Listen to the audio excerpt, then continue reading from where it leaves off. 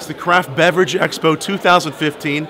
I'm here with Sven and Stefan from Black Rock Spirits. You may know their very famous Bakon Vodka, which we love putting in the Bloody Marys. Amazing stuff. They also have Sparkle Donkey. What is Sparkle Donkey? Sparkle Donkey is a 100% agave tequila made in Mexico. We're trying to have a little fun with the name, obviously, and get people to remember it. So yeah, it sparkles. It's a donkey.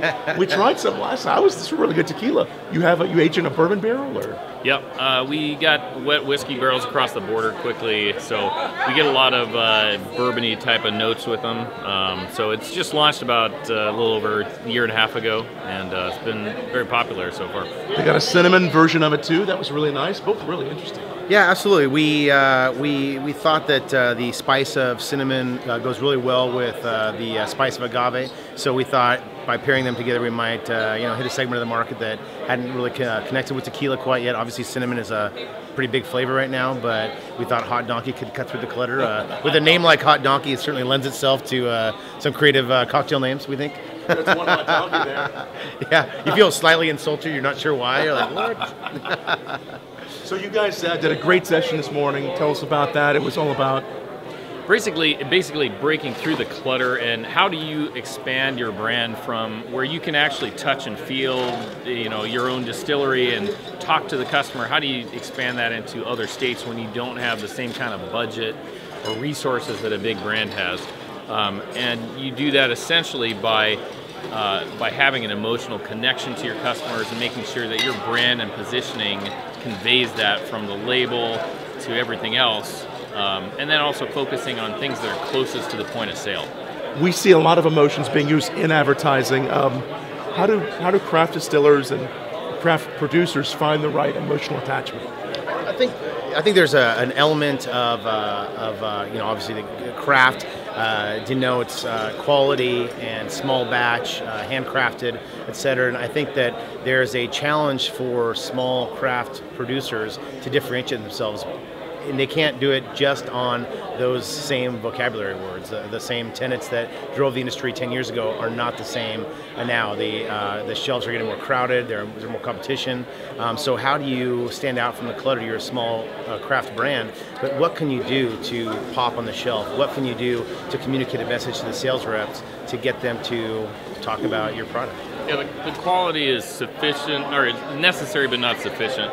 So, after a while, consumers will get overwhelmed with the same phrases of small batch, handcrafted, grain to glass. And what you really need to do is figure out, well, what is the story that resonates with them and makes them feel like, oh, this brand is who I am, or who I want to become.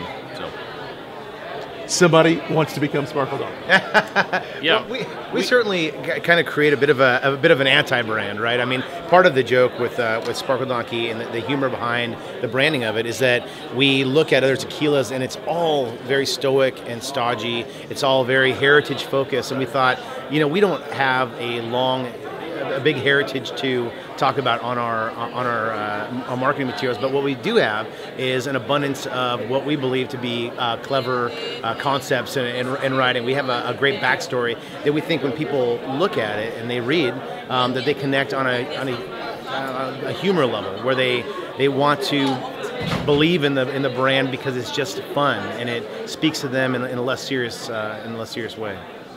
Yeah, there's a little bit of a gesture element to it that, I would argue that tequila especially is the most fun kind of social of the spirits. You're generally not, sipping it like a scotch over dinner. It's generally much more, buying around to shots or having a margarita.